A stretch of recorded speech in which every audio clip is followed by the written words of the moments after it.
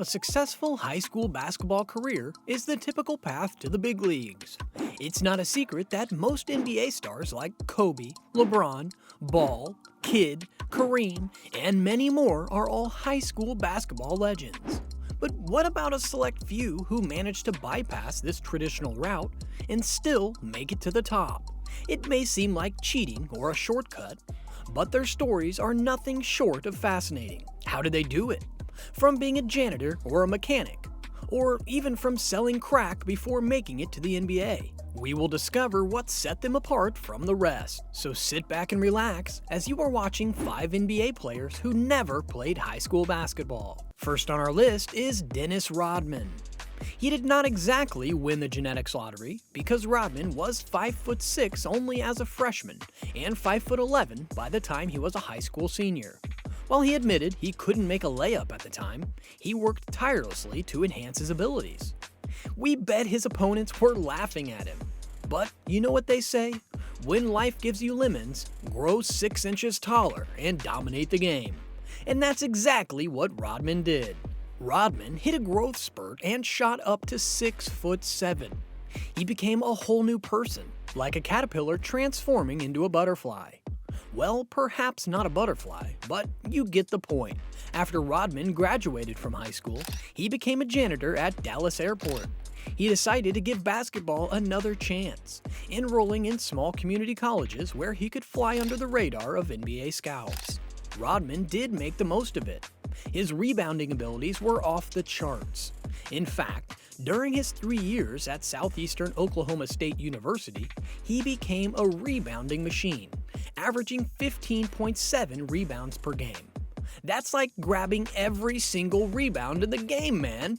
He went on to win MVP at the Portsmouth Invitational Tournament, catching the attention of the Detroit Pistons, and the rest is history. Rodman became a crucial part of the Pistons team, known for his tenacious defense and remarkable rebounding abilities. We already know how Rodman's career turned out in the NBA, from an irritator in Detroit to a cultural icon in Chicago.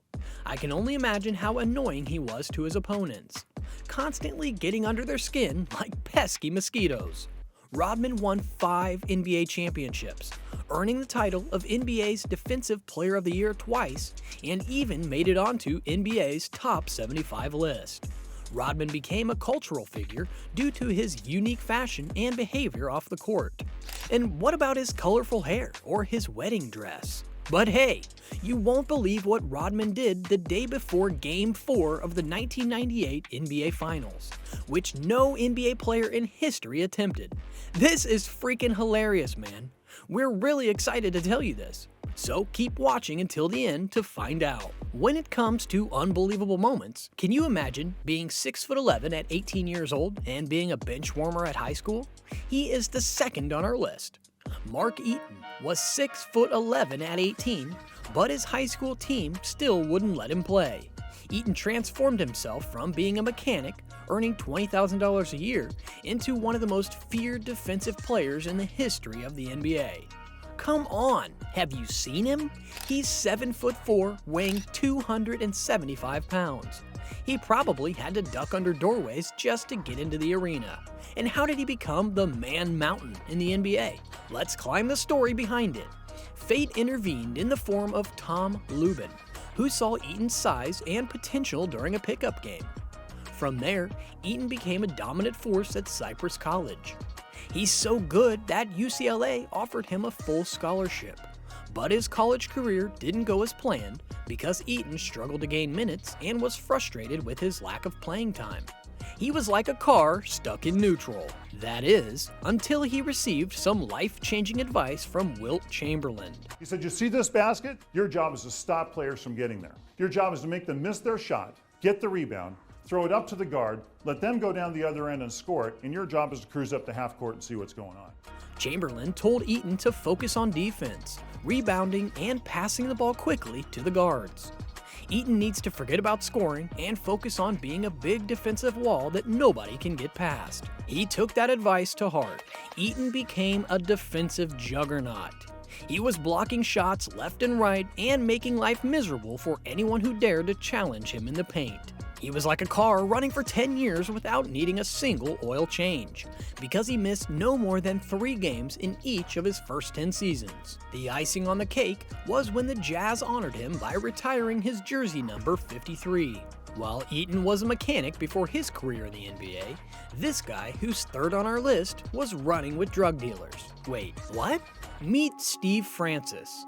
You might think that a player with a troubled past and practically no high school basketball experience might struggle to make it in the big leagues, but not Francis. This guy was running with drug dealers and selling crack at 10 years old. Who does that? He seems prone to oppose authority, and he certainly did that in high school, attending 6 different schools and playing in just 2 games. But hey, Francis turned his life around and completed his GED, earning himself on a spot at a community college basketball team. He absolutely didn't waste his chance. In just 1 season of D1 college basketball, he led Maryland to the number 2 seed in the NCAA tournament. The Vancouver Grizzlies certainly saw something special in Francis and made him the 2nd pick of the 1999 NBA draft, playing most of his all-star career with the Rockets. But alas, his NBA career didn't quite match his college success. Despite being a talented player, Francis only made the playoffs once in 10 seasons. Did he forget how to win after leaving Maryland? Francis averaged 18.1 points, 5.6 rebounds, and 6 assists per game. In 2000, he earned the Rookie of the Year and was selected to the All-Star team 3 times. Even though his teams didn't have much success, he was one of the most thrilling players of his time.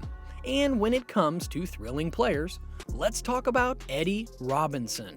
And he is 4th on our list. He lived the wild life in his teenage years, and because of that, he completely missed out on his high school basketball career, and someone saved him by setting his path straight.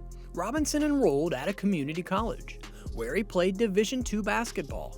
There, he caught the attention of the Charlotte Hornets. The Hornets saw something special in Robinson and decided to take a chance on him. They signed him, and Robinson was finally living his dream of playing in the NBA. But yeah, there's always a big but. This dream quickly became a nightmare when Robinson failed to live up to his potential in Charlotte. The Bulls saw something in Robinson and decided to take a chance on him, offering him a whopping 5-year, $30 million contract. The Bulls traded Robinson to the Grizzlies because things didn't work out in Chicago. There, he bounced back, worked hard, and made the most of his second chance with the Grizzlies. Bernard James is the 5th on this list. His NBA story is more impressive than Shaq's shoe collection. He didn't just dislike the conventional order of things at school. He also quit before graduating. So he did what any sensible person would do. He spent his days at Barnes & Noble, reading books and cutting class. Eventually, James realized he needed to get his act together, and he completed his GED at the age of 17.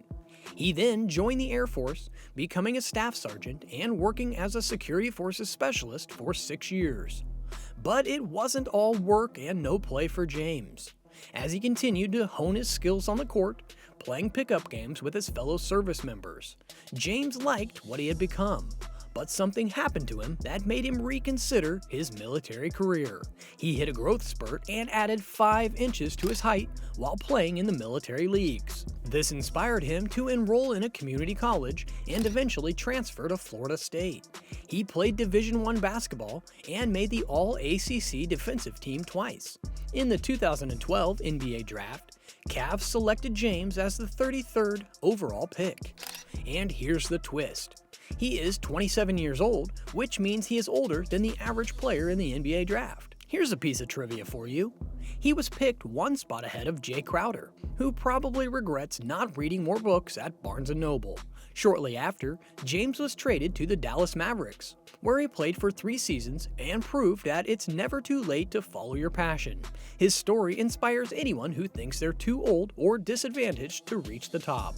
So, what did Rodman do the day before Game 4 of the 1998 NBA Finals? And why are no NBA players in history going to do it? You won't believe this.